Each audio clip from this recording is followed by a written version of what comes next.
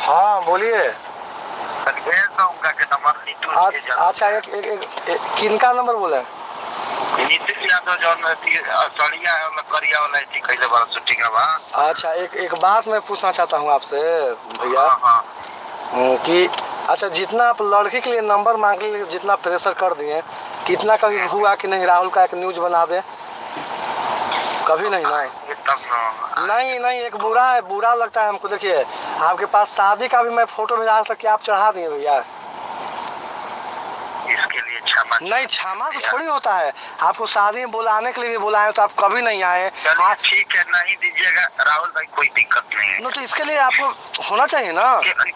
लड़की के लिए आप फिर लड़की के लिए फेर में है यार, कराना है तो लड़की के लिए आप फेर में इतना है, बताइए कि नंबर दे दीजिए। चलिए हमने फोन कर दिया है, गलत कर दिया। हाँ तो ठीक है, ओके लव यू।